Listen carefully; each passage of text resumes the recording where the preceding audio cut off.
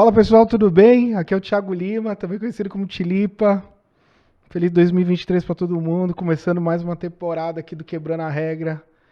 Eu sempre estou muito feliz aqui nesse podcast, porque o papo aqui é sempre enriquecedor.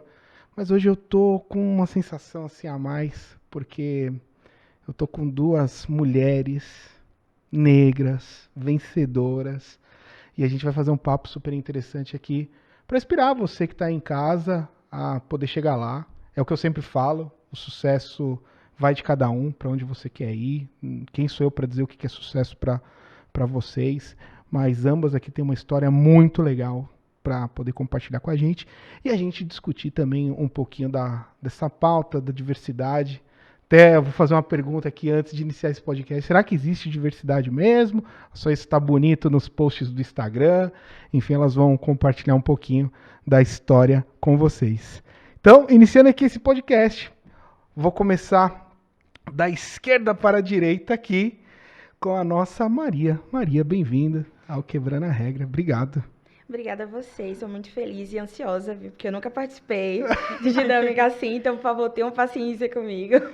Mas eu queria agradecer muito o Quebrando a Regra pela experiência, acho que vai ser muito legal, a gente vai trocar muitas coisas interessantes aqui. Muito obrigada. A Maria, eu posso dizer que ela é empreendedora, né? Ela vai contar um pouco dessa história. Estudou na Universidade Federal, né? Isso. Maria, muito legal. E ela, recentemente, está fazendo estágio também no Google, minha colega lá no Google. Então, muito legal de ter a Maria aqui. Essa menina é uma grande inspiração. Eu também aqui estou hoje com a Dani. Daniele, tudo bem, Dani? Tudo bem, e você? Tudo bem, bem-vinda aqui ao Quebrando a Regra. Muito obrigada, feliz 2023, gente. Muito feliz, muito obrigada pelo convite. Eu que agradeço. A Dani trabalha principalmente com diversidade e inclusão, também super especialista em tecnologia, né? O pessoal fala que esse podcast é tecnologia e Corinthians, tá? Olha, eu tenho um problema com o Corinthians, mas Ai, bem, meu Deus. Só fala, o podcast do Corinthians, Thiagão. Mas aí tem esse lance da tecnologia também. Mas é muito legal saber que uma mulher negra, enfim, também envolvida com tecnologia, depois você vai contar os projetos que você está pensando. Daniel, acho que é super importante. Mas, para a gente começar esse papo aqui, eu queria, aí a gente agora pode começar com a Dani, queria que você contasse um pouco da sua carreira, de onde você veio, como é que você entrou, como é que você foi respirar tecnologia, aí depois a gente passa para a Maria. Combinado. Olha, minha história é um pouquinho longa. Eu sou do interior de São Paulo, Ribeirão Preto, sou nascida e criada na periferia. E, bom, desde pequena, né, desde criança, eu tive acesso ao que eu digo que foi o diferencial, acho que na minha vida, acesso a muitos projetos sociais. Então, eu morava nesse bairro periférico e era um bairro que sofria muito por conta de diversas violências, assim. E a forma que minha mãe achou de tirar a gente desse ambiente foi inserindo a gente em projetos sociais. Então, eu fazia aula de dança, aula de artesanato, ficava em colégio meio período, à tarde ia para a escola. E minha mãe sempre pensando em manter a gente com a cabeça ocupada para não ir por outros caminhos, né? E então, referência próxima de pessoas bem-sucedidas, eu tive contato com a minha madrinha, que na época ela fazia medicina. Então, ela me mostrava muito que existia uma outra possibilidade. Eu sempre admirei. Nossa, eu falava, minha madrinha é médica. Eu falava pra todo mundo. Até hoje, eu falo, não, minha madrinha é médica. Então, eu vi ela fazendo movimentos, indo estudar fora. A minha mãe cuidou dela quando ela era criança. Minha mãe foi babá dela e aí ela se tornou minha madrinha.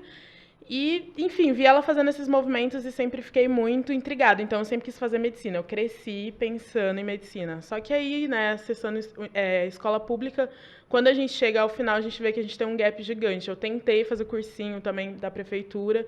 Comecei a trabalhar com 14 anos na área de atendimento. Fiquei na área de atendimento por 10 anos, então trabalho desde os 14 anos. E estudando, sempre direcionando para o lado da medicina. Só que aí chegou no ensino médio, não passei. Tentei o primeiro ano, não passei.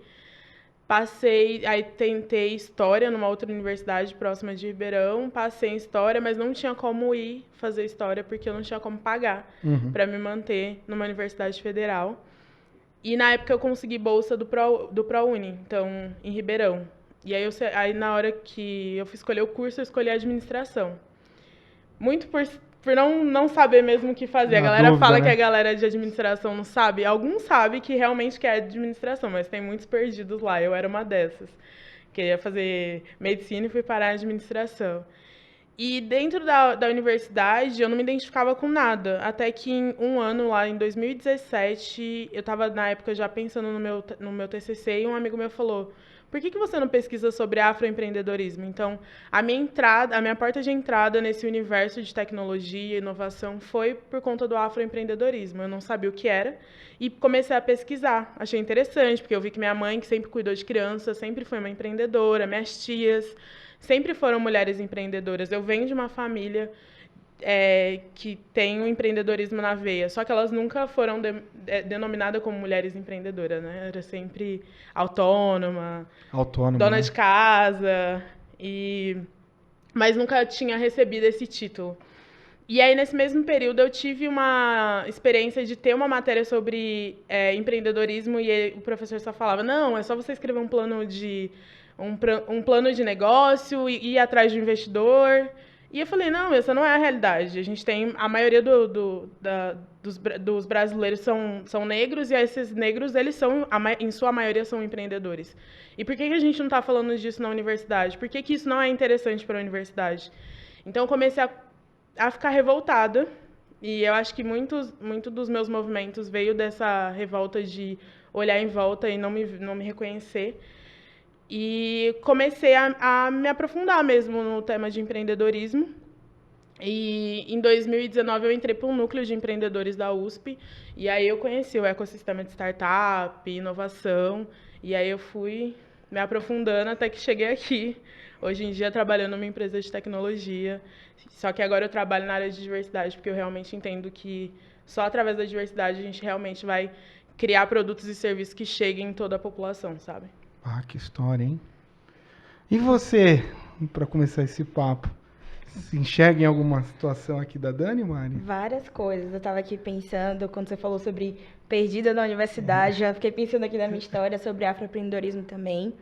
Mas para começar a falar como eu cheguei em tecnologia, né?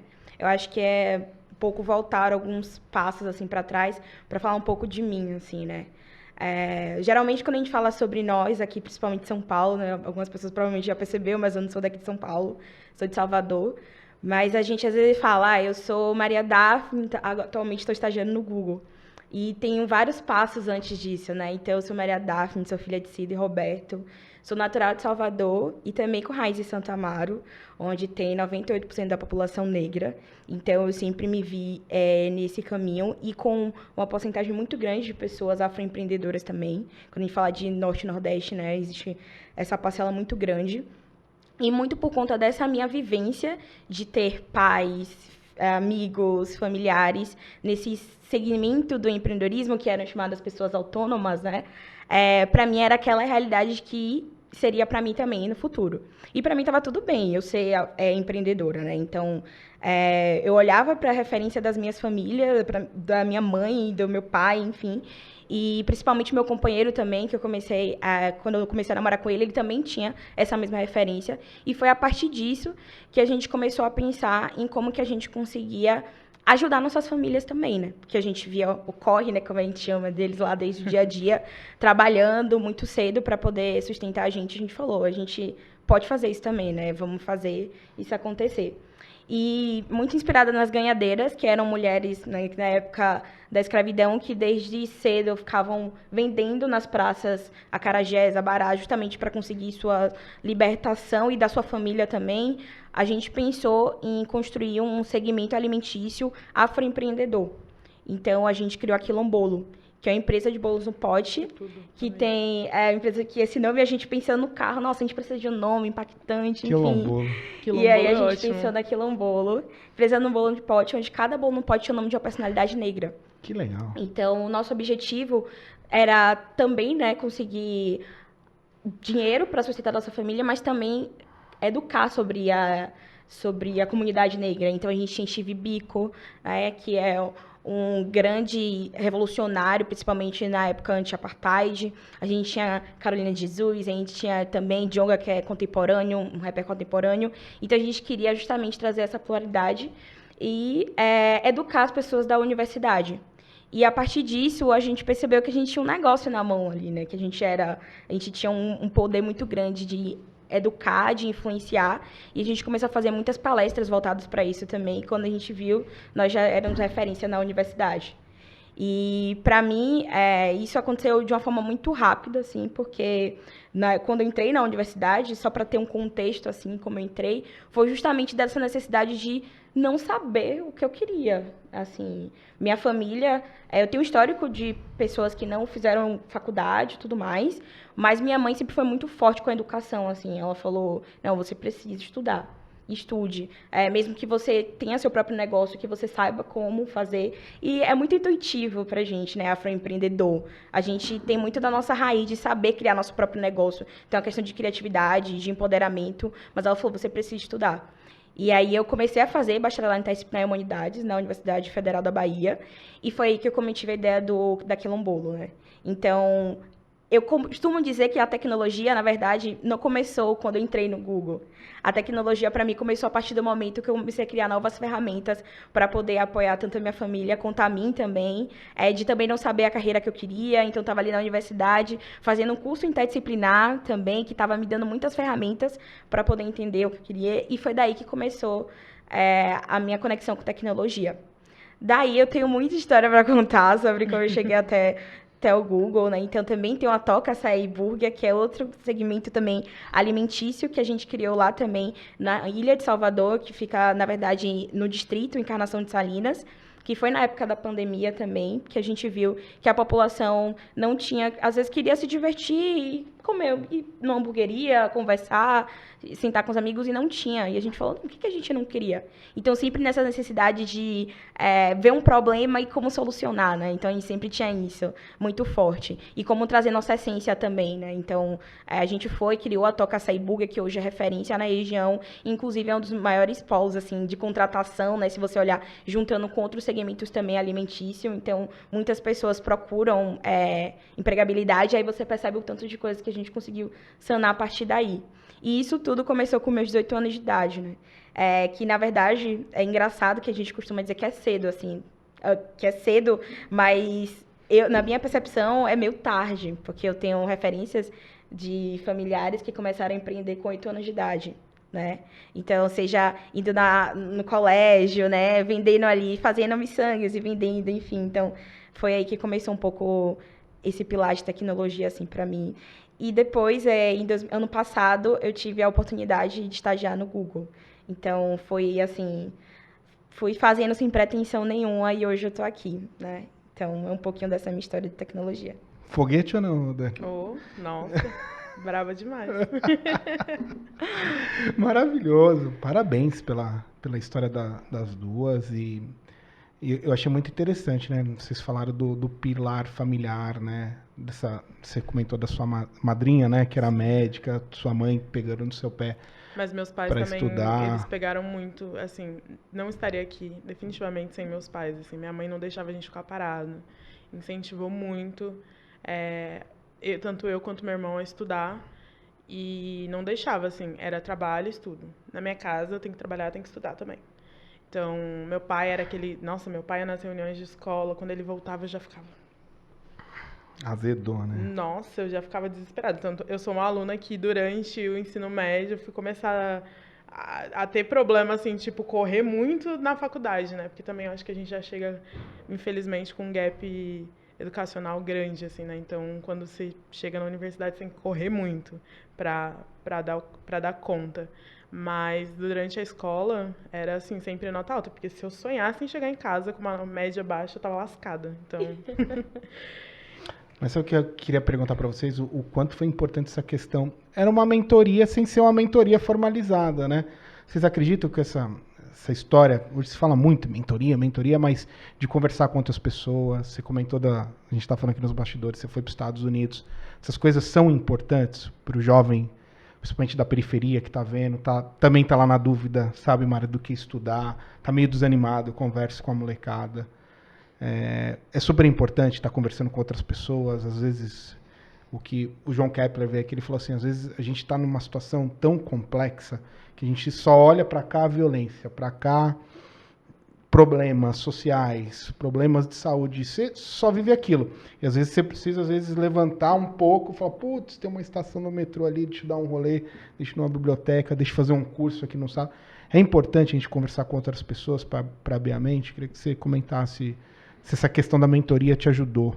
Nossa, a mentoria na minha vida ela foi um divisor de águas, mas eu acho que, assim como você falou, por exemplo, eu acho que os meus maiores mentores são meus pais. Porque, assim, até hoje, dica de carreira, eu pergunto pra eles não entendem. Que nem ano passado eu tava na crise, eu tava tipo, não sei se eu tô fazendo, o mestrado que eu tô fazendo é realmente o que eu quero. Aí eu liguei pra minha mãe, e minha mãe falou, mas nós nunca entendemos por que você tá fazendo mestrado em Direito. E eu fiquei, mas eu tô no mestrado porque eu queria dar orgulho pra vocês, né? Eu sou a primeira pessoa a entrar na universidade e eu sou a primeira pessoa a passar no mestrado. Tanto que minha família me chama de doutora. Eles não entendem muito o que é um mestrado, mas sabem que eu faço alguma coisa no direito. Então, eu sou doutora. E aí eu falei, mas eu tô aqui por vocês. E aí eu falei, talvez o mestrado não faça sentido agora pra mim. Então, eu sempre pergunto, independente da resposta, eu sempre pergunto. E eu sou do candomblé, né? E na minha religião a gente tem, assim, muito respeito pelos mais velhos. Então eu procuro sempre escutar pessoas mais velhas. Os mais novos também. E aí tem uma amiga que ela fala, você quer saber o que fazer com sua vida? Pergunta pra uma criança, porque ela sempre vai dar a resposta assim, que vier na cabeça e às vezes faz sentido. Mas assim, eu sempre procuro tanto conversar com pessoas mais novas quanto com pessoas mais velhas. E eu acho que por ser dessa religião, eu entendo que os sinais eles estão em todos os lugares, assim. Então, às vezes é aquela pessoa que só toca no seu braço e fala: "Por que você está fazendo isso?", sabe? E aí você fica: "Nossa, tipo, tive a resposta que eu precisava". Então, eu sempre procuro muito. E hoje em dia a gente tem muita dificuldade de parar e realmente escutar as pessoas, né? A gente às vezes está falando, a pessoa já fala em cima, e aí você sai daquela conversa e ninguém falou nada, todo mundo falou tudo e ninguém falou nada. Então, esse tem sido um exercício que eu fiz, principalmente no último ano, que eu fui para diversos lugares e me conectei com diversas pessoas. Parar para realmente ouvir o que essas pessoas têm a dizer, porque às vezes elas respondem coisas que eu estava buscando resposta há muito tempo. Você fez mentoria no Mulheres do Brasil, né? Fiz, foi a primeira. Aí, falando diretamente de carreira, a primeira mentoria que eu fiz foi em 2020, na pandemia, porque eu estava nesse momento de, beleza, eu cheguei aqui no mundo corporativo, mas as pessoas próximas a mim não estão empreendendo, estão fazendo outras coisas. O que eu faço com a minha carreira? Como que eu faço para sair daqui?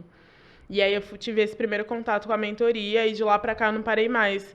Porque eu acho que quanto mais você avança, mais é um caminho solitário, né? Dependendo do contexto que você vem. É um processo muito solitário. Então, às vezes eu chego em estágios que eu falo, não sei o que fazer, porque as pessoas que estão ao meu redor não chegaram até aqui. Perfeito. Então, eu estou sempre buscando me conectar e falar com pessoas que já fizeram coisas ou que também estão nessa mesma pegada, exatamente para entender o que eu faço com a minha, sabe? Então, às vezes a mentoria financeira é tudo, porque também, né, eu tenho sempre uma dúvida, quando o dinheiro vem, o que a gente faz, né? Tipo, primeira vez que eu recebi um salário que passava do que eu sempre estava acostumada, eu comecei a chorar, não sabia o que fazer. Então, é sempre importante falar com outras pessoas para ter outras perspectivas, né? E você, Marizinha? Seus pais foram os primeiros mentores, as inspirações, você chegou a fazer algum processo de mentoria? O que você acha do tema? Minha mãe também foi minha primeira mentora. Acho que como referência, assim, né? Ela fazia as coisas e ela fazia sabendo que eu estava olhando. Então, era muito nesse sentido. Mas eu comecei a perceber também que a gente só planeja a nossa carreira com aquilo que a gente sabe que é possível.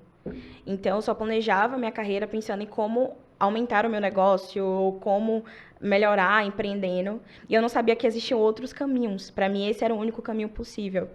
A partir do momento que eu entrei numa startup de tecnologia de recrutamento digital e para também complementar a renda familiar, e teve uma pessoa que sugeriu para mentorar, uma pessoa um pouco mais velha e tudo mais, conversava comigo bastante sobre mercado, e ele falava comigo assim, você sabe que existem outros caminhos, né? Porque teve um momento também que a gente não pode romantizar também o empreendedorismo, né? Principalmente o afroempreendedorismo.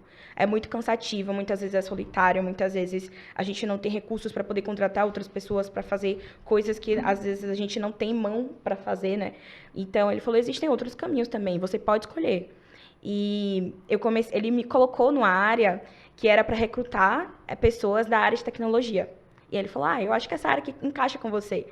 E ele fez isso muito estrategicamente. Hoje eu entendo isso, na época eu não sabia. Para eu ver como eram as vagas, para eu ver os requisitos, para eu ver o que eu precisava e para eu ver salário. E quando eu vi salário, eu falei, gente, isso aqui é possível? Como assim? Tipo, isso não é possível, gente. Como assim? Deve ser dividido para 5 pessoas, 10 pessoas. Ele falou, não, é um salário de um profissional e tudo mais. E eu comecei a sonhar com esses outros caminhos que eu não sabia por conta dessa mentoria. Essa mentoria que, para mim, no início era só conversa, mas eu sou muito grata, inclusive, a essa pessoa, porque foi muito no objetivo mesmo de ajudar, assim, sem nada em troca. E hoje eu continuo tendo mentores, né? Então, tanto na empresa atual que eu trabalho, quanto, enfim, em outros lugares também do mercado. E isso me ajuda muito, principalmente porque eu sou nova, né? Eu tenho 22 anos. E, para mim, ainda os caminhos eles abriram, então eu conheço mais caminhos, mas eu não conheço muitos, eu não conheço... Ninguém conhece todos, né? Mas eu não conheço muitos caminhos. Então, para mim, a mentoria é essencial, principalmente de pessoas que já estão um pouco mais à frente do mercado, né? Que já passaram por muitas situações, para poder dizer, eu já passei por isso. E talvez existem esses 3 caminhos. Eu segui esse aqui, existem esses 2. E isso, para mim, se eu não recorresse a pessoas mais velhas que já estiveram nesse mercado corporativo também, muito dificilmente eu estaria onde eu estou hoje. Talvez eu ainda estivesse em Salvador, o que não é um problema para mim, porque eu amo Salvador, mas, assim, em questão de profissional, de carreira, para mim está sendo muito importante estar aqui, né? Viver esses outros caminhos. Então, a mentoria para mim foi essencial e ainda é. Fantástico a história de vocês, assim. É o que a gente fala no projeto, né? Não é que a gente quer ser pai, mãe, enfim, mas é muito do que acontece no caso da Dani. Eu lembro, eu trabalhava na Dell e a Amazon estava chegando no Brasil. E eu fui falar para minha mãe, mesma coisa. Minha mãe, filho, Amazon, nunca ouvi falar. Como assim, trabalhando nessa empresa, ficar aí na Dell? Está aí 10 anos não é maldade, né? Porque eles não têm o conhecimento, mas a gente quer compartilhar com eles, mas Meu pai vira e mexe, ele fala, vai abrir um concurso público. Pai, eu não quero trabalhar. Não, mas é um concurso, você vai ser concursado, não sei o quê. Tá, mas, assim, para ele, ser funcionário público é um caminho... Sim, é sobre o caminho, foi né? do que ele viveu. Exato, é essa questão dessa estabilidade, né? Foi do que ele viveu. Por isso que eu falo que assim, é importante a gente conversar com outras pessoas pra gente aprender novos caminhos, ter novas possibilidades. Porque a primeira coisa que acontece com o jovem de periferia, poderia ter sido o meu caso, e talvez por ter expandido essa consciência de falar com outras pessoas, era construir um cômodo em cima da casa da minha mãe e viver ali pro resto da vida, sabe? Alguma coisa de sentido. Uma das coisas que eu falo bastante sobre conversar com outras pessoas, óbvio que você tem que filtrar muito, né? Claro. Mas, assim, é sobre a mentalidade também. Porque a gente sabe que, vindo da periferia, a gente tem uma mentalidade de escassez. Porque é o ambiente que a gente cresceu muitas das vezes, assim. Então, eu acho que essa mudança um pouco de mentalidade, de poder expandir, ganhar... Tipo, gente, sei lá, você olha esse salário de diretor e você fala, não, gente, peraí, é a renda da minha família, às vezes, no ano, sabe? E o cara recebe isso em um mês. Então, teve um mentor, quando você fala de buscar pessoas... teve um mentor que ele falou pra mim, você vai ver que dinheiro não é problema. E eu ficava... Todos os meus problemas passam pela questão financeira. E quando eu comecei a entrar no mundo corporativo e você começa a ver números, você fala, velho, realmente, dinheiro... Pensando nesse espaço, dinheiro não é problema. Ele não chega na nossa mão. Mas, assim, dinheiro tem a rodo, entendeu? Então... eu acho que essa mudança de mentalidade de outras realidades possíveis é importante, óbvio que não filtro sempre, mas é importante saber que existem outras possibilidades. Eu, por exemplo, quando estava lá, um salário mínimo era o que eu queria chegar, porque eu recebia um valor de estágio tipo, muito baixo. Então, queria chegar pelo menos num salário mínimo.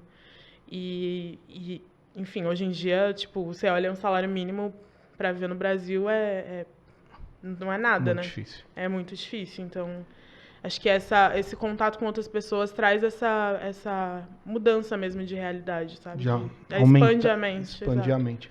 Falando de trabalho e tecnologia, os estudos estão mostrando que até 2025 o mercado vai ter 700, 800 mil vagas, mas existe uma falta de profissional como um todo. O que vocês podem dar de dica, principalmente para os jovens da periferia, para as mulheres?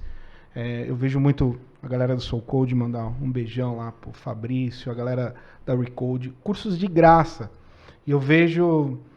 E às vezes, sabe que a gente tem mais dificuldade, assim, Mari, no projeto, é o engajamento, a continuidade. Eu ligo pro professor de inglês e falo, poxa, Thiago, entraram 10, 2 fizeram, 3 ficou no meio do caminho, sabe?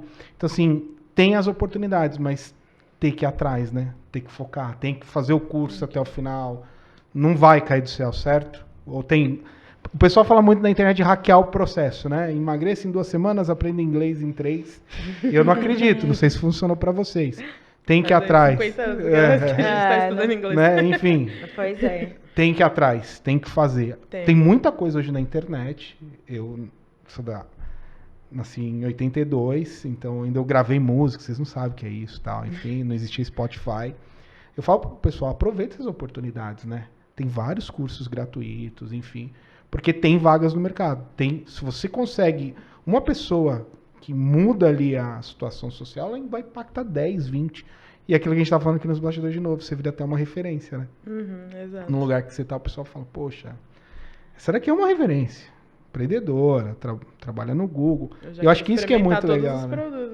Quero... Vocês acham que essa questão da preparação também para aproveitar essas oportunidades é super importante?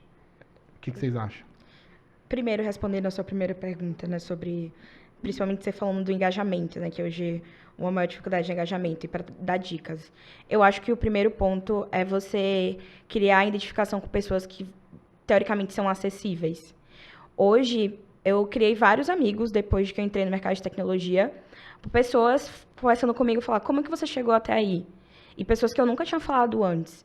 Então, foram pessoas que elas criaram identificação comigo, porque elas se sentem muito parecidas comigo, em algum sentido, têm familiares próximos, enfim, tudo mais. Querem chegar a esse lugar, mas não sabem. Então, sabe, é como se fosse uma mentoria, mas é muito mais aquela conversa de vulnerabilidade mesmo. E eu acho que, primeiramente, é criar conexão com pessoas que você acredita que estão próximo do lugar que você quer chegar. Acho que esse é o primeiro ponto. E o engajamento vem junto, porque a partir do momento que você começa a conversar com essa pessoa, você também conversa sobre suas vulnerabilidades. Sobre, tipo, vai ter dia que eu vou falar assim, poxa, eu tô cansada. Ai, eu não quero ir pra aula de inglês. Ai, tá muito cansativo. Poxa, eu queria já estar sendo fluente em inglês e eu não consigo. E quando você começa a conversar com a pessoa que você se sente essa identificação, eu falo, eu também passei por isso, sabe?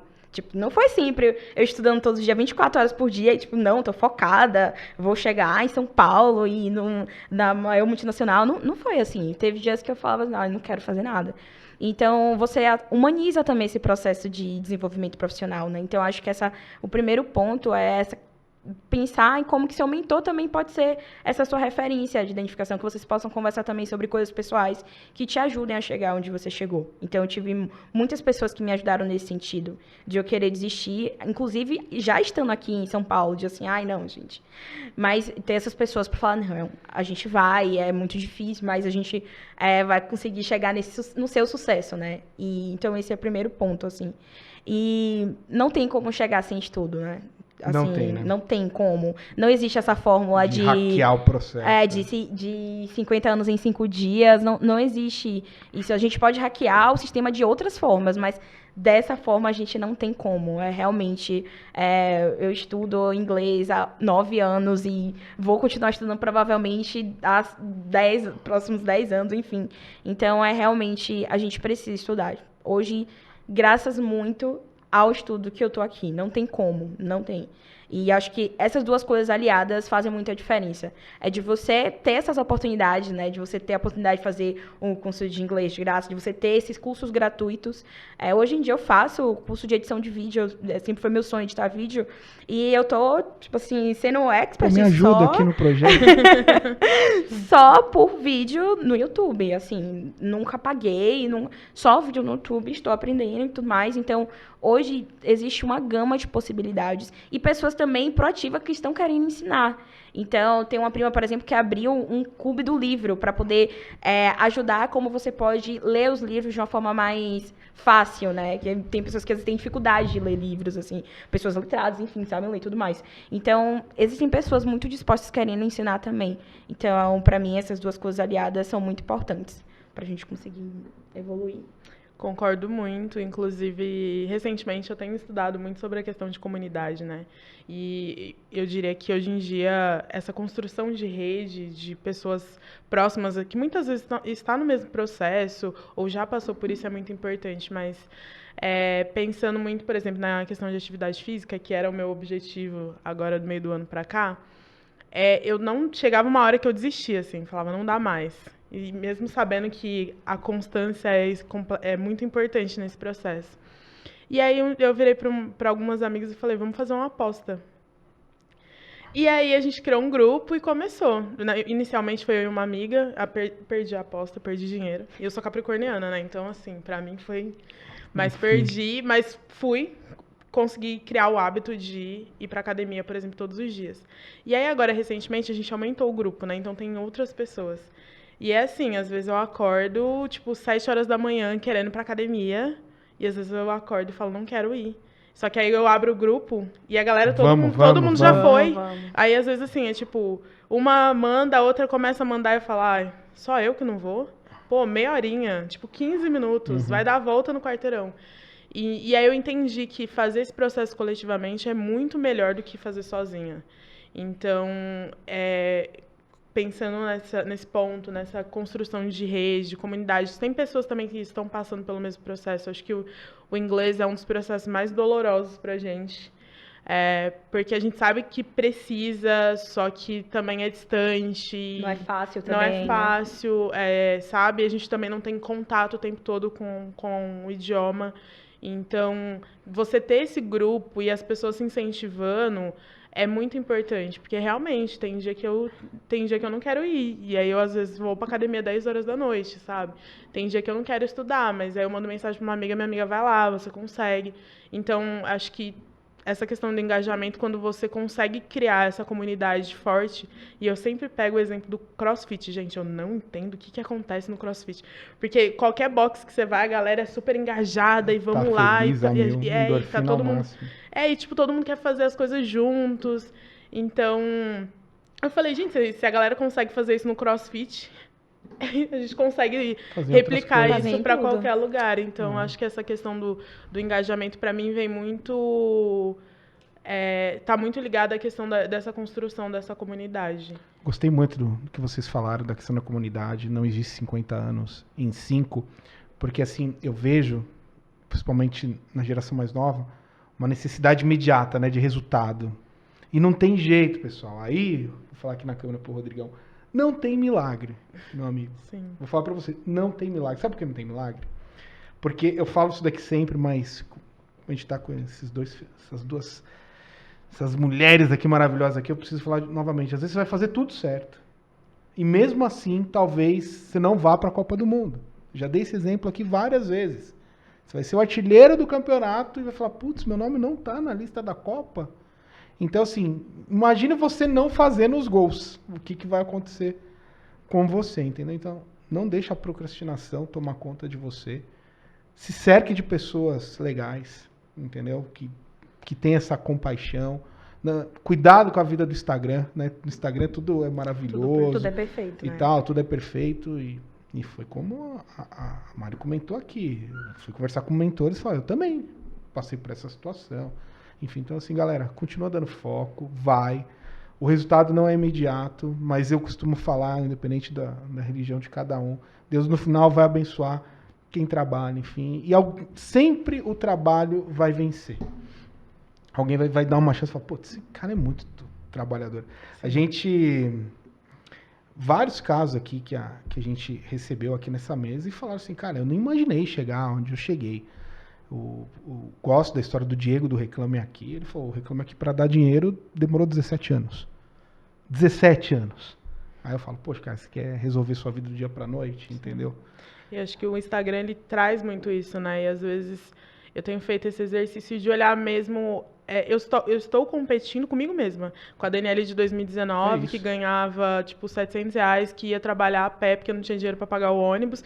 E a Daniele de hoje, que vem para São Paulo para gravar um podcast e tudo mais. Eu sempre tento me comparar comigo mesma. Tipo, quem eu era lá atrás e quem eu sou hoje. Porque quando você olha para o lado, tem até uma frase que eu vi uma vez no LinkedIn, é que atleta que olha para o lado não ganha corrida. Então eu estou sempre tentando olhar para mim mesmo, o que eu preciso fazer. É um exercício, não é fácil, da mesma forma que a gente está falando da insistência com inglês e tudo mais, é a insistência de olhar para você mesmo, porque a grama do vizinho sempre vai ser mais verde. No Instagram a gente sempre vai estar postando só os bônus, né? Então, acho que esse é um ponto diferencial também, né? Porque às vezes a gente começa, por exemplo, a estudar, e aí fulano de tal já está se formando, e você fala, parece que está tão distante. E essa questão do trabalho que você falou, tem uma frase do Joel J que eu gosto bastante, que ele fala, o trabalho sempre devolve. No começo eu escutei e falei, balela, né? Mas devolve, coisa de coach. Devolve. Só que aí outro dia eu estava pensando, eu estava participando de um projeto no Cubo, e aí em 2019, quando eu entrei para o Núcleo de Empreendedores, eu fui no Cubo, a gente veio fazer uma visita técnica. E na época, assim, a galera eles vieram com o ônibus da universidade, eu não podia vir porque eu era de outra universidade, fui a primeira aluna de fora da USP a entrar para o Núcleo. E aí a galera fez uma vaquinha, eu consegui vir. E aí chegou ali no Cubo, eu falei assim, quero trabalhar aqui. Tipo, eu nunca tinha entrado num prédio grande, assim, né? E bonito, tem tobogã, essas coisas do tipo. Coisa de startup, né? E eu falei, quero trabalhar aqui. Aí passa 2, 3 anos depois, eu fazendo projeto no Cubo, sabe? Fazendo parte da rede, conhecendo a galera do Cubo. E aí eu olhei e falei, nossa, mas eu pensei isso... Tipo, não lembrava que eu tinha pensado isso em 2019, sabe? Mas, tipo, devolveu. Eu fui fazendo sem querer e, assim, não foi uma coisa pensada, tipo, vou fazer para trabalhar ou para desenvolver algum projeto, para fazer qualquer coisa no Cubo. Não, do nada eu caí num projeto dentro do Cubo. E aí eu falei, nossa, era aqui que em 2019, eu falei que queria passar um tempo, sabe? Mas o tanto de coisa que você estava fazendo no caminho também, né? Sim, o caminho foi direcionando, Foi direcionando para isso. Nós recebemos aqui o Mano, ele trabalha no Estádio 97, trabalha no SBT. E ele comentou que ele, mesmo sem querer, eu falei, como é que você foi parar na televisão? Ele falou, cara, eu ia tanto lá no programa que um dia os caras me chamavam para participar do programa. Então, por isso que eu falo, você quer ir para a área de tecnologia? Esteja no meio da galera. Vai nas feiras, quer ir para o mercado financeiro, faz o curso, segue o cara, sabe? Chama o cara no LinkedIn. Chama a galera. Sabe, assim, se envolve na parada. E o Mano contou, eu não é que eu fiz um plano, mentoria. Ele contou aqui, ele falou, eu ia tanto lá no programa que um dia os caras me chamou. E aí o tempo passou, eu falei, caraca, tô na TV, tô trabalhando. Ele ficou emocionadaço aqui. Enfim, seja grato também com as pessoas que estenderam a mão pra você. Ele ficou muito emocionado aqui, porque eu falei, cara, eu vi que você tava num puta sucesso na TV. Eu falei, ele vai largar a rádio agora, né? Tá na TV e tal, tudo bonitão.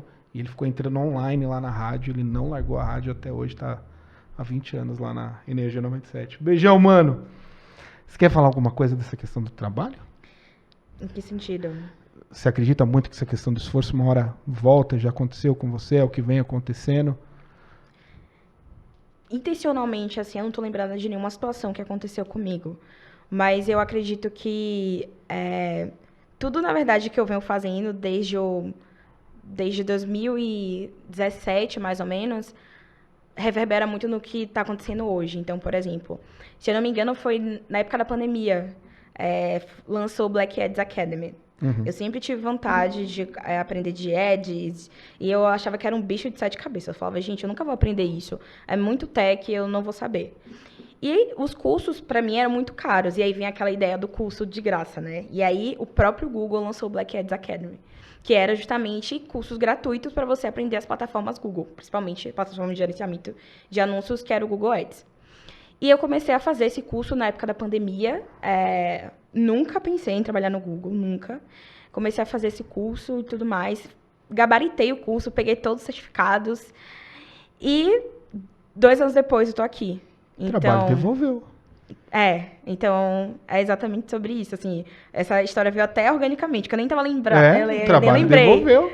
Mas foi exatamente isso, assim, nunca tinha imaginado. Tava em casa, e no pico da pandemia, assim, né? Tava todo mundo em casa, realmente, sem ver futuro em nada, né? A gente passou por esse momento, assim, de sem saber o que ia acontecer no futuro, assim. E hoje eu tô aqui, né? Então, acho que faz sentido. Eu acho que quando a gente não tem tanto acesso a essa construção logo no começo, a gente vai fazendo muita coisa que, de certa forma, não é tão intencional. Acho que hoje em dia você já para pensar e planejar de uma maneira diferente, né?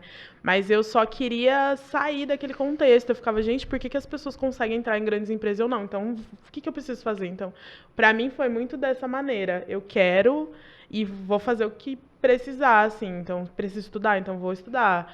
Precisa fazer tal coisa, vou arrumar uma forma de fazer. Para mim foi muito dessa maneira que aconteceu. E aí hoje em dia eu vejo que algumas coisas que eu falei lá atrás aconteceram. Assim, por exemplo, eu sempre quis ir para os Estados Unidos. Sempre. Quando eu tinha 15 anos, porque eu era fã da Disney. E demorou um período grande, assim, e eu fui. E aí quando eu cheguei lá, eu falei, nossa, gente, mas eu projetei isso lá atrás, sabe? Eu acho que falta para nós jovens sermos mais intencionais nas nossas carreiras, sabia? Acho Desde que do início, né? desde Porque eu o acho que início. quando a gente atinge alguns... A gente consegue subir alguns degraus, a gente começa a pensar de forma intencional. Mas eu acho que se fosse desde o começo... Seria muito melhor. E aí a importância dos mentores, né? Pra ajudar a gente a falar, não, isso aqui não é um sonho, eu quero. Você pode ser intencional. Se você quer isso aqui, vamos traçar isso aqui pra isso acontecer. Eu acho que falta um pouco disso. Espetacular. Preciso fazer umas perguntas difíceis. Vocês podem responder se vocês quiserem ou não. Enfim, antes da gente falar de preconceito, mas assim, falar da mulher no mercado de trabalho. É realmente difícil para a mulher? Eu tava no almoço hoje, se tem uma vaga, o homem olha lá os pré-requisitos, se ele tem 50% ele vai.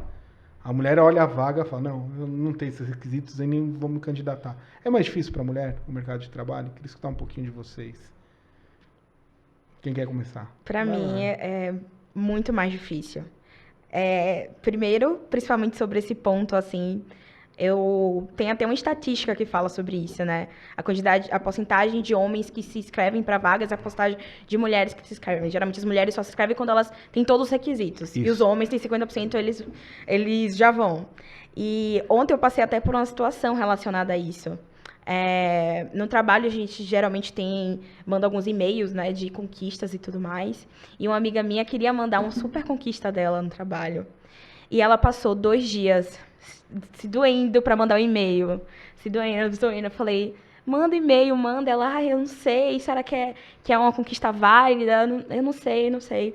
E aí logo depois, teve uma pessoa que eu conheço também, que era um homem, e era uma conquista também.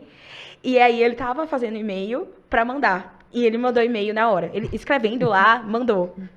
E aí eu fiquei pensando sobre isso. Eu falei, cara, como é difícil, né? Como é diferente, como a gente coloca os vieses, assim, sobre o mercado corporativo, que ainda é majoritariamente masculino, majoritariamente cis, majoritariamente branco, como que a gente coloca esses vieses e dificulta até muitas vezes nossa performance relacionada a algumas coisas. Então, ainda é difícil, principalmente por conta da referência. Pego da raiz de lá, que eu falei desde o início. Minha referência sempre foi empreendedorismo, então eu me tornei empreendedora.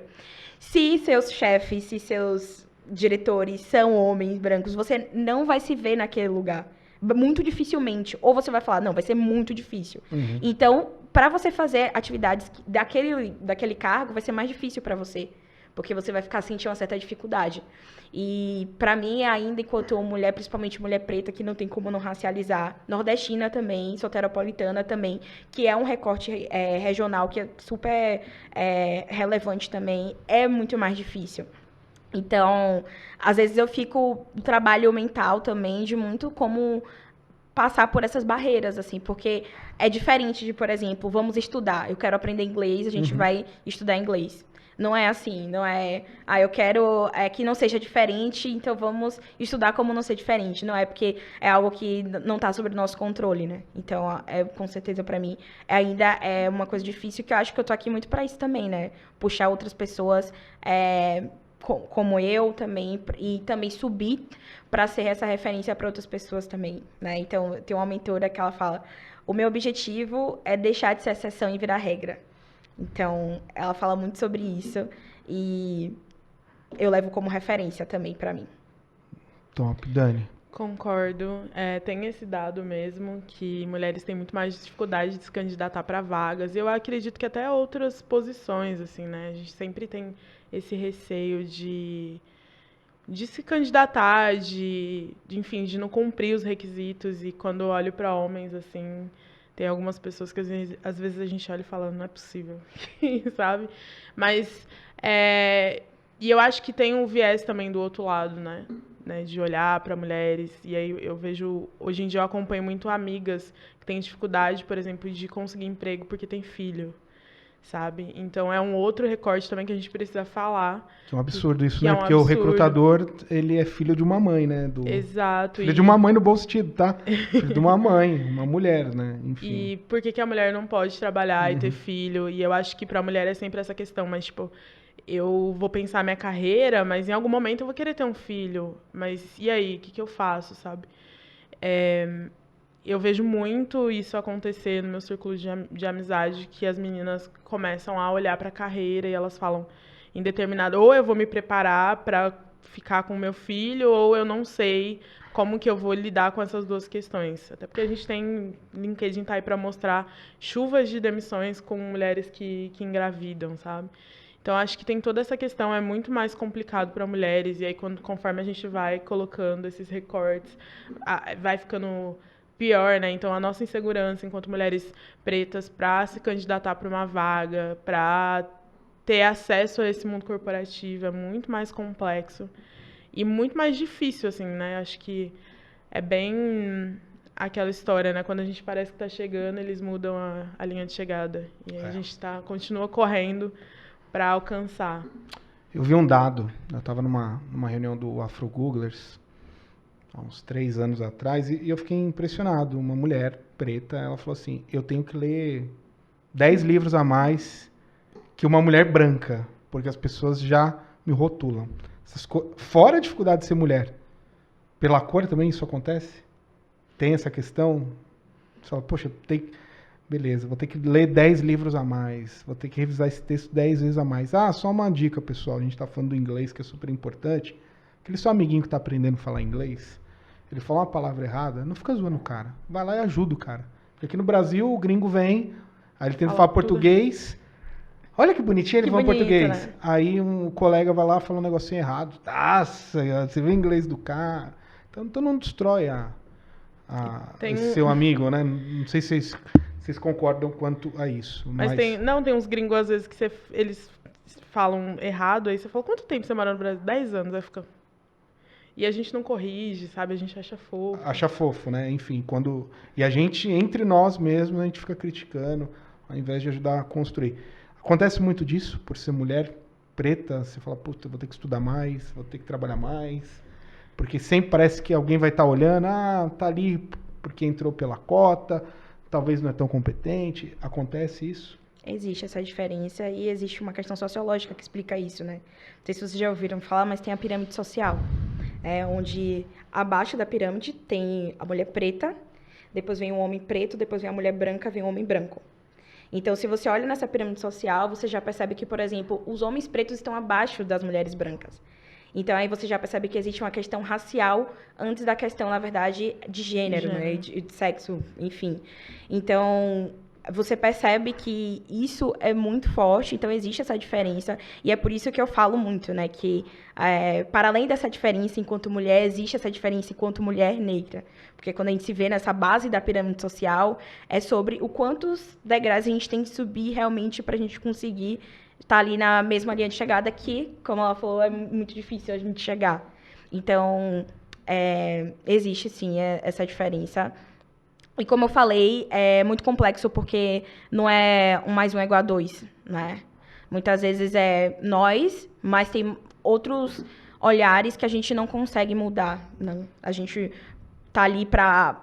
Nossa presença faz a diferença, né? Mas a gente não consegue mudar o ecossistema que é estrutural. Claro. Né? Então, é complexo. Quer complementar? E acho que tem um ponto que a gente cresce já, né? Sabendo que a gente vai ter que fazer 2 vezes melhor. Racionais tá aí pra dizer, né? Como fazer 2 vezes melhor se a gente está 100 anos atrasado. Então, eu, pelo menos, cresci com isso, assim, tipo, você tem que fazer melhor, porque você é uma mulher negra e tal. Então, isso eu acho que já vem de casa, sabe?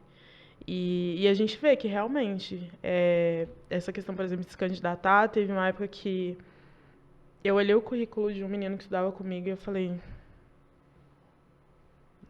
Nossa, olha o meu currículo, olha o dele, assim, nessa comparação, porque a gente estava fazendo uma atividade e a atividade era exatamente para comparar quantidade de curso que eu fiz, de coisas para conseguir chegar, talvez próximo, assim, sabe? E quando a gente pensa, por exemplo, ele já estava numa multinacional e eu não. Então, e a professora fez essa atividade exatamente para você corrigir o currículo do outro, né? E aí você começa, quando você vê o que o outro faz e onde ele está e você... Aí você fala, nossa, caraca, puta diferença, né? Então a gente está sempre tendo que correr e fazer mais vezes várias coisas para conseguir chegar onde a galera, tipo, acessa facilmente, sabe? Às vezes com uma rede de networking, eles conseguem acessar lugares que a gente demora muito tempo para chegar. Questão do preconceito, vocês já sofreram? Ah, já. Eu já sofri em processo seletivo. Em Acho que essa processo pergunta seletivo? é fácil, né? Eu achei fácil essa. Não, porque tem muita gente que acha que não existe, sabia? O pessoal acha que conversa, tal, enfim, o Brasil não tem preconceito. Escuto muito isso. Sim. Eu já sofri preconceito como jovem periférico, eu tava comentando aqui com a Dani, a fila de motoqueiro de retirada aqui do supermercado é aquela. Eu falei, caraca, meu, tem que vir de terno agora no supermercado fazer compra. Tá com a camisa do Corinthians e aí eu volto pra pirâmide, né? Você imagina um homem negro, né? Enfim, o que ele não passa, né?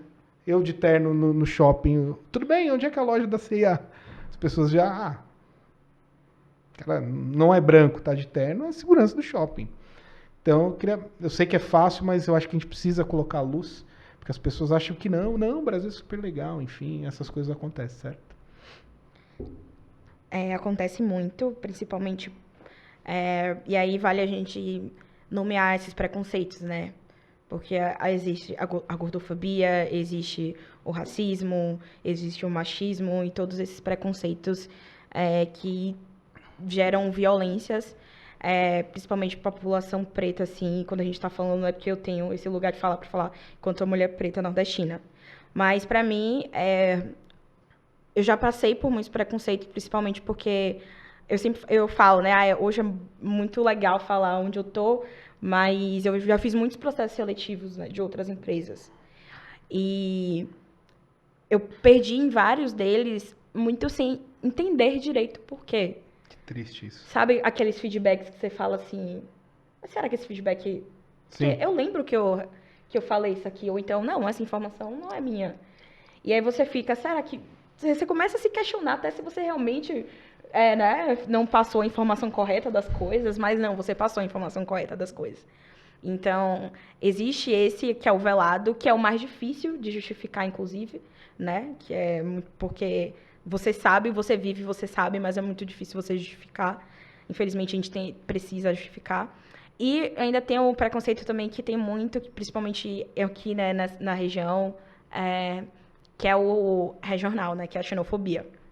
Então, eu tenho um sotaque, eu falo falo barril, falo oxe, falo véi, e falo manhinha, painho, falo a verdier. Então, isso tem muito também de pessoas te imitando, falando daquele jeito meio pejorativo, debochando. Fala, oxe, não é não sei o que lá, é isso, não é aquilo outro. Não é não é de Tiago, é do Tiago. Então, enfim, tem esse preconceito também que é doloroso, principalmente porque uma coisa que acontecia muito comigo em Salvador, assim, que sempre quando tinha preconceitos raciais, principalmente em shopping, por exemplo, quando você via, tinha uma galera preta junto ali, se protegendo. E quando você tá numa região que não é a sua, que você sofre xenofobia, você se vê muito sozinho ali. Então, esse também é um preconceito que é muito difícil de lidar. né? Então, é muito difícil. Infelizmente, eu sempre falo sobre... A gente já passou por muita coisa, assim, hoje a gente consegue ver nós aqui no cenário de tecnologia, mas, por exemplo, há 5, 10 anos atrás tinha muito menos pessoas, quase não tinha. Hoje a gente está aqui muito para também ser essa rede de apoio, de quando acontecer, aparecer ela, aparecer outras pessoas, enfim. Mas a gente está nessa caminhada aí, eu tenho certeza que a gente vai conseguir evoluir muito. E por isso que a gente precisa dessas pessoas, né, que estão estudando, que estão em mentoria, para colar junto também, para estar aqui com a gente, porque a gente não quer ser exceção. Tipo, eu não quero ser o único foguete, eu não quero ser a Lógico. única, eu quero ter outras pessoas aqui também para voar junto comigo. Eu quero olhar e se você me perguntar, me fala 10, 15, 20, 50 pessoas, eu sei te falar quem são. Porque quando a gente olha para a área de tecnologia, né, fala, cita 10 mulheres negras da tecnologia. Hoje em dia tem muito mais, mas assim, quando eu comecei, era difícil, né? Então, a questão da pergunta mesmo, né? Trabalhando com diversidade, eu entendi que o óbvio sempre precisa ser dito. É impressionante, né? Por incrível que pareça, você fala, velho, não vou falar. Não... Isso é muito óbvio, pois não. Sim, tem que Acho falar. que... Tem que reforçar. E nos últimos tempos a gente tem notado que realmente a gente precisa reforçar certas falas e tudo mais. Eu já sofri bastante também. Acho que em diversas escalas, assim, né? Tipo, eu, por exemplo, eu tive uma infância completamente atravessada pelo racismo, sofri racismo na escola. E aí depois, quanto mais lugares você vai acessando, mais você vai vendo, né? Acho que o mundo corporativo também, esse início foi muito... Acho que pra mim foi muito doloroso, porque eu queria ir pro mercado financeiro e não consegui. Fui fazer entrevista, sofri racismo de um diretor de um banco. E aí desisti do mercado financeiro, falei, vou para outra área. E então, ao longo da minha trajetória, teve várias fases, assim. Questão de sotaque, por exemplo, eu sou do interior. Tudo bem que eu sou paulista, mas eu sou do interior, então tá sempre a galera zoando, porque eu falo porta, sabe? Eu já fui corrigida aqui em São Paulo por uma pessoa que eu fiquei... Será que ele não entendeu que eu realmente sou de outro lugar? Interior, tá tudo bem. Apesar de ser estado de São Paulo, a gente tem outras gírias, ou a gente fala de uma outra maneira. Então, tipo, eu não faço ideia de como seja pra galera que vem de outras regiões, assim. Então, sim, sofri bastante já. E é direto, às vezes são microviolências que, tipo, você olha falando, não acredito que eu tô passando por isso de novo, sabe?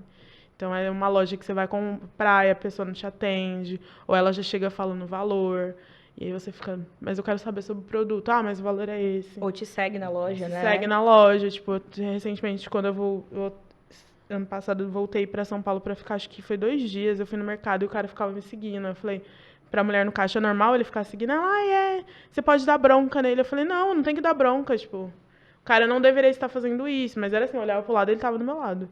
Então, são essas microviolências que a gente sofre no dia a dia que acho que, que quando você vê, assim, gera insegurança, sabe? Aí você fica com receio, com medo de falar, medo de se posicionar.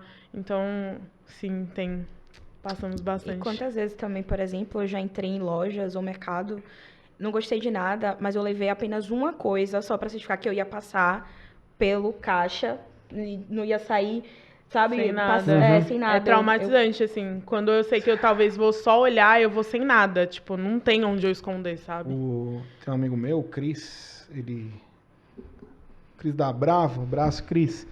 Ele comentou com um amigo dele, entra no supermercado, e às vezes, mas quer a nota? E o Cris, branco, não quero a nota. E o amigo dele, ele pega a nota. Porque ele falou, mas por que você vai pegar a nota? Vai jogar no lixo? Ele falou, não, cara, vira e mexe, não tô saindo. A nota, tipo, do Cris, que é branco, não pede, mas pra ele pede. Então, assim, são coisas que realmente a gente fala da tal meritocracia. Aproveitando, pessoal, até coloquei o vídeo lá da corrida de 100, né, da questão da meritocracia, dos privilégios, enfim. Não é mimimi, não é história, é a realidade. Está aqui 2 provas vivas do que acontece no Brasil. E eu costumo dizer que a criança não nasce com essas atitudes, né? Ela vê esses espelhos dos pais. Então, você que é pai, eu tô com um amigo meu no Rio Grande do Sul, negro, com a filha num colégio, vai trocar a filha do colégio por causa de racismo. Eu falei, vamos lá quebrar tudo, cara, fazer um away. Ele, cara, não consigo, não é. Eu já sou mais, sabe? Enfim, é meu jeito. E que eu queria dizer, pessoal, cuidado na educação dos seus filhos. Muito cuidado, entendeu? Eu sei que a abolição da escravatura não faz muito tempo, a Segunda Guerra Mundial não faz muito tempo.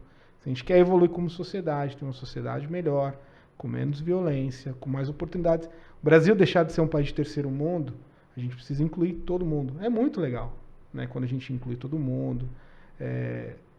Eu tenho um amigo que é o Ricardo Jordano, ele fala, poxa, Tiagão, não é da perifa para Faria Lima, cara. Talvez a gente deveria ter 300 Faria Limas em São Paulo. Eu falei, eu sei, cara. Eu falo que o sucesso não está na Faria Lima, o sucesso ele está onde ele quiser. Mas a minha ideia é chamar a atenção da Faria Lima porque a gente tem mais condições de quem está na Faria Lima ajudar quem está na periferia.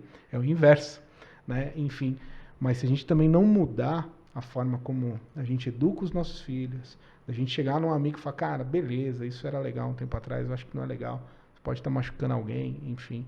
Acho que é importante a gente ter essa pauta aqui. Beleza? E aí outra coisa que eu queria conectar com vocês, da questão da diversidade, eu até fiz um post no Instagram essa semana, eu falei assim, agenda SG na internet e tal, contratar favelado, veja bem e tal, né? Porque eu vi uma estatística lá, pessoal, se a gente não formar as pessoas, ficar esperando, eu quero jovem negro da faculdade federal e tal, com inglês fluente, cara, não vai ter, sabe? É muito difícil, a gente precisa formar. Tô errado, Mari? Ajuda a formar você como empregador. Ajuda a formar. É muito difícil. Você fala, não, eu quero o cara com todos esses requisitos maravilhosos, Harvard, Stanford, entendeu? Cara, não vai ter, entendeu? E a gente nunca vai conseguir fazer uma sessão social, que é super importante. Certo, Mário? Ou eu tô maluco aqui? 100%. E às vezes parece que coloca já sabendo que não vai ter, Exato, né? exato. Então parece que coloca todos os requisitos que esse não, só a profissional favor não da existe. diversidade, mas eu quero todo mundo em raiva. Não vai ter, cara. Exato, exato. E quando você pergunta quantas pessoas estão fazendo esse processo de formação, são poucas pessoas, né? Então, quem quer esse profissional, tem várias pessoas que querem esse profissional, Harvard, inglês avançado, espanhol, mas quem está formando não existe. Tem alguma coisa errada nessa balança. Exato. Aí, né? Porque muita gente querendo, pouca gente formando, sendo que a gente está, né, há vários anos atrás. Então, eu senti um pouco falta disso, desse processo de formação. A gente acaba sendo muito autodidata por uma questão muito Da necessidade, né? Então, é o que ela falou, a gente aprende muito em casa, de você vai ter que aprender sozinho, de você realmente tem que ser empreendedor aos 18 anos, de aos 15 você tem que pensar... Se ninguém faz, eu vou ter que dar um jeito de fazer. Exato. Mas a gente tem muitos, principalmente, muitos jovens que realmente não conseguem, não são autodidatas, não conseguem, precisam desse suporte e a gente sente dificuldade realmente de ter esses profissionais, de ter esses caminhos. Então, eu estou participando muito dessas discussões de ESG, né, para poder entender um pouco, especialmente sobre o social. E eu vejo o quanto que as discussões falam sobre a gente, mas sem a gente, né? Então, fala muito sobre diversidade, fala muito sobre trazer jovens pretos, fala muito sobre, enfim, esse recorte sobre favela, mas não tem favela. A discussão não chega na favela, sabe? É isso, mas não tem favela. Como tá todo mundo querendo resolver o problema de lá, mas ninguém tá indo lá conversar com a galera. É isso, como você tá falando da gente sem a gente? Não faz sentido, entendeu? Então, é um pouco disso, assim, que eu penso. Eu concordo e... Putz, eu acho que tem vários pontos, assim, né? Também, por exemplo, você falou da questão da Faria Lima. Eu realmente acho que as discussões têm que ir para lá. Só que a gente sempre considera o que é inovação, que é vindo desses lugares, né?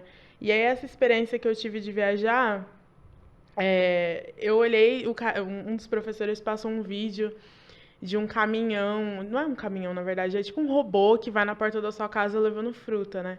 E aí ficou, tipo, e aquilo era inovação do Vale do Silício. E eu falei, Mas na minha quebrada também acontece. O cara do caminhão de fruta passa lá todo dia, sabe? Vocês só automatizaram o negócio e fala que isso é inovação. Inovação é o que a gente está fazendo dentro da quebrada. Que a gente está, tipo, sobrevivendo e inovando o tempo todo. E aí eu acho que quando a gente, inclusive, fala de habilidades, a galera da periferia, a galera preta, tem várias habilidades que o mercado quer. Então, tá procurando gente criativa, pô, olha o que a galera da periferia tá fazendo, olha o negócio dessa galera, tipo, sabe?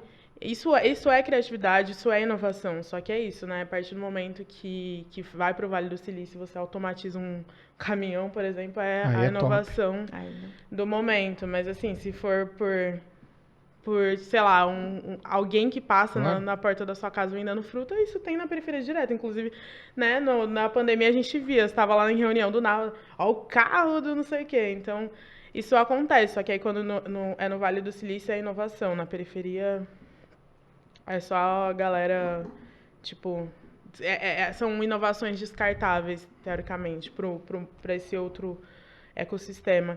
Então, eu acho que sim, as pessoas têm que olhar para a periferia mesmo como essa potência, porque a gente chegou até aqui com essas habilidades Pois é. que basicamente foram desenvolvidas porque a gente precisava sobreviver. Então, eu não precisei de alguém para me ensinar sobre fazer curso sobre criatividade. Não, gente. Se você sentar aqui, a gente resolve vários problemas com a nossa criatividade, porque isso foi uma forma que a gente conseguiu de sobreviver nesse ambiente. A gente só continua sobrevivendo e procriando porque a gente aprendeu a ser criativo. Então, é algo que quase natural pra gente, né? Pensar em soluções. Pô, quem de quebrada aí não sabe resolver problema complexo? A gente tem A várias. vida já é complexa. Vou contar uma história pra vocês, muita gente sabe. A gente lá da Perifa pra Faria Lima, a gente fez um patinete como um símbolo, né? Só que é um patinete com as cores das linhas do metrô. Né? Da linha azul, da linha amarela, porque eu falo, o cara consegue sair de São Mateus de patinete pra chegar aqui no centro expandido de São Paulo, né? Então, assim, a gente faz essa brincadeira realmente para chamar atenção, porque é uma utopia muito grande, entendeu? Você fala, não, vou trabalhar de patinete e tal. Não é a realidade do Brasil. O que a gente precisa entender é que nós vivemos numa grande bolha. O Brasil é muito maior do que a região central. Eu lembro que eu levei um amigo meu na Arena Corinthians, em Itaquera, ele, nossa, aqui tem shopping. Então, assim, a galera vive alienada, entendeu? Então a galera acha que o mundo é aqui, Pinheiros, Faria Lima, Avenida Paulista. Não, e São Paulo tem muitos problemas. A galera ali do Paraisópolis, que está 4 quilômetros, está 1 quilômetro do Albert Einstein, que é o melhor hospital da América Latina, o Uber não chega lá no Paraisópolis. E não é... Tem a questão do medo do cara do Uber? Tem, mas tem um problema de endereço. Você não tem endereço para receber uma encomenda na sua casa. Você está entendendo? As encomendas chegam num bar, viram um correio, o bar ali, porque é o único que tem um endereço. Então, assim, a gente tem muitos problemas para resolver no Brasil, por isso que chamei uma galera, falei, cara, vamos tentar fazer um projeto de mentoria, porque assim, o que mudou a minha situação foi educação e emprego. Eu não vejo outra forma. Se a gente não der educação para a galera, a gente não vai conseguir ter um emprego que vai trazer esse ponderamento, vai trazer resultado para a empresa, para o indivíduo, para a família, vai gerar uma nova referência, enfim. Então, eu não vejo outra maneira, meninas. Acho que comigo também foi assim. Acho que por meio da educação e acho que educação e acesso à cultura, né? Acho que cultura também, ter acesso a essa cultura para mim foi um diferencial muito grande. Então, acesso ao teatro, à música, acesso ao esporte também acho que foi essencial para ter conseguido fazer alguns movimentos, sabe? Mas sem educação. Enfim. E uma das coisas que a gente torce, né, Mari, para não ficar só tendo exceção. Não dá para ter uma Mari, uma Dani, um Jonas Salsicha. Cara, o Salsicha vai lutar agora, que tá treinando com o campeão do UFC. Tá? Teve aqui um moleque de São Mateus, tá lá no México, sabe? Putz, muito legal, sabe? Mas assim, não dá para ser só exceção. Acho que a gente tem que dar mais ferramentas e aí a gente vai conseguir ter um país melhor, desenvolvido, né? Enfim, com as pessoas podendo se alimentar, né? Quando eu vejo os dados lá, 30 milhões de brasileiros tendo problemas alimentares, eu falo, não é possível, meu. Entendeu? Que a gente está indo trabalhar de patinete, a gente não conseguiu ainda. A gente tem gente com necessidades alimentares ainda no Brasil. É muito tópico. Não dá pra gente também andar por São Paulo e achar normal uma mulher ali dormindo embaixo da ponte com uma criança de 6 meses ali no semáforo. E a gente vai, é normal. Não é normal. Então, por isso que a gente tá aqui pra chamar atenção, porque tô fazendo meu give back e eu quero que o Miguel cresça no mundo um pouco melhor, entendeu? Essa que é a grande sacada aí do projeto. Estamos chegando ao final aqui. Vocês têm algum sonho? Quer deixar algum recado aqui na câmera? Faça suas considerações finais. Vai lá, Mari. Vai lá. Sonho, eu tenho muitos, tá? E eu acho que é um problema também da geração Z, assim, né? De querer muita coisa. Mas acho que o primeiro é dar mais pra minha mãe do que ela me deu. Porque foi muito e eu quero retribuir. Porque como uma forma de gratidão mesmo. Hoje eu tenho a possibilidade de sonhar com muito mais coisas do que eu sonhava há 1 ano, 2, 3, 4 atrás. E se eu posso sonhar com mais coisas é porque eu tive a oportunidade de ver que esses caminhos eram possíveis. E eu só pude saber que esses caminhos eram possíveis graças a ela, assim. Graças a todos os dias ela estude, se dedique, vai ser difícil mesmo, vamos lá, motivando a vir também para São Paulo sozinha. A gente acaba tendo um pouco, nós de fora acabamos tendo um pouco medo de São Paulo, né? Porque, enfim, a gente tem Salvador 3 milhões aqui, enfim, 22, então é muito maior e aí sempre me motivando. Então esse é o meu primeiro sonho, assim, né? E também uma coisa que eu queria falar é a gente pode falar de dinheiro, tipo, a gente não tem que ter medo de falar de dinheiro. Acho que por conta da questão da escassez que a gente aprende muito, a gente tem medo de dizer que assim, eu quero ter dinheiro para poder fazer minhas coisas, eu quero... Não, a gente pode falar sobre isso. E muito por conta disso, eu quero ter minha independência financeira que eu ainda estou caminhando para, né? Então, é um sonho de ter minha casa, ter meu carro e poder sustentar minha família também, assim, se eles querem, sei lá, viajar agora, eu poder ter essa oportunidade de dar esse benefício para eles. Então, eu acho que de sonho é isso. Qual que é o nome da mamãe? Manda aqui na Cida. câmera para ela. Beijo, mãe. Te amo, tô com saudade. Dona Cida, parabéns pela filhona. Dani, sonhos, considerações finais, Putz, eu recados. tenho muitos sonhos.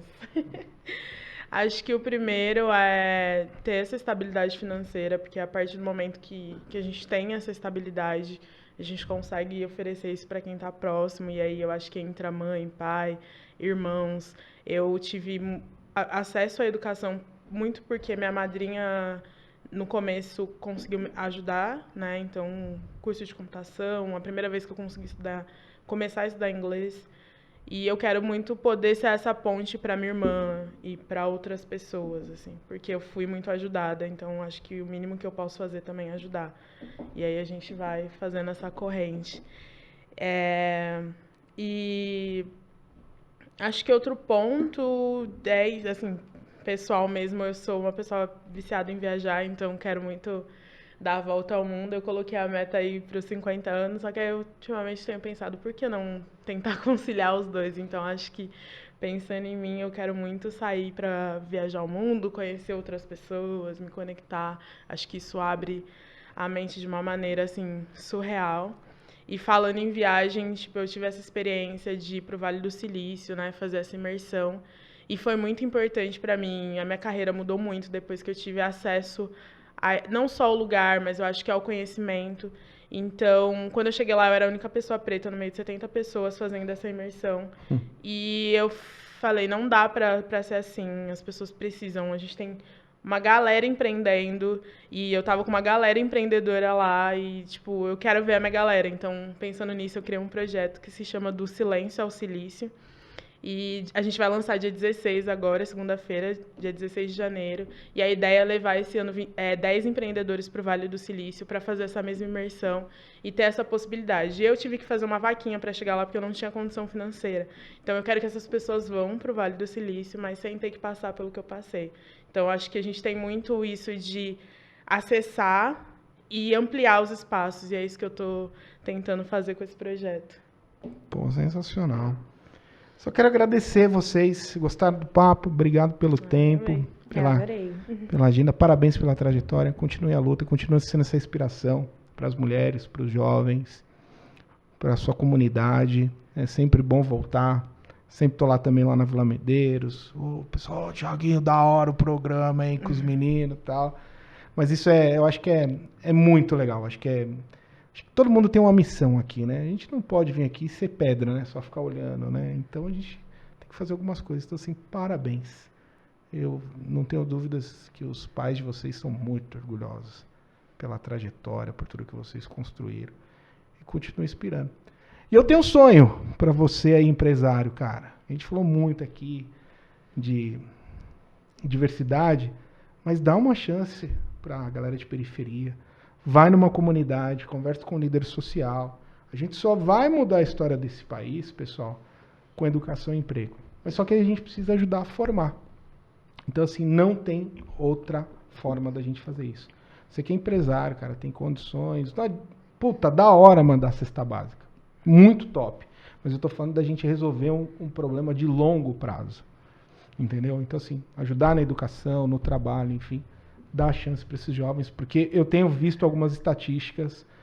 Então, eu falei aqui hoje, agenda SG na internet, top. Contratar favelado, veja bem. Não dá, pessoal. Não dá pra gente contratar pelo CEP. A gente precisa dar oportunidade pra galera, para eles poderem mudar esse panorama da família, sair desse estado de violência.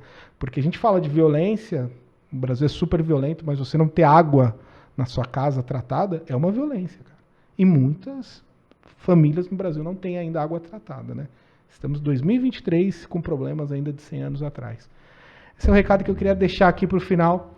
Se você quer fazer uma mentoria, participar dos cursos do projeto da EPFL, vai lá no site www.da.Faria Lima, faz sua inscrição, tem acesso a essa galera aí que quer ajudar e vamos fazer desse Brasilzão aqui diferente. Tá o QR Code aí na tela aí que o Rodrigão acabou de colocar. Basta apontar aí a câmera do seu celular. Quer se juntar ao projeto? A gente tem várias empresas que vêm coletando os currículos da molecada do projeto. Vou falar, ele não vai ter Harvard, tá? Ele não vai ter Stanford, mas eu vou te falar um negócio. Ele tem aquele brilho no olhar e aquela vontade de fazer a diferença. Isso é melhor que qualquer diploma de qualquer universidade no mundo. Beleza? Mais um episódio aqui do Quebrando a Regra. Ah, é verdade, Rodrigão. Obrigado, cara. Se você quer ajudar o projeto também financeiramente, tá aí na tela. Ajuda o DPFL, faz aquele Pix lá, dá uma força pra gente. Beleza? E mais um episódio fantástico com a galera aqui da Live Sports. Obrigado, Rodrigão, João, a galera que tá aí no fundo, João Palomini, Luciano, Fábio Seixas. Quebrando o tabu, estamos chegando. Vamos fazer esse podcast bombar no Brasil. Bom 2023 para todo mundo. E até o próximo episódio do Quebrando a Regra. Valeu! Tchau, tchau!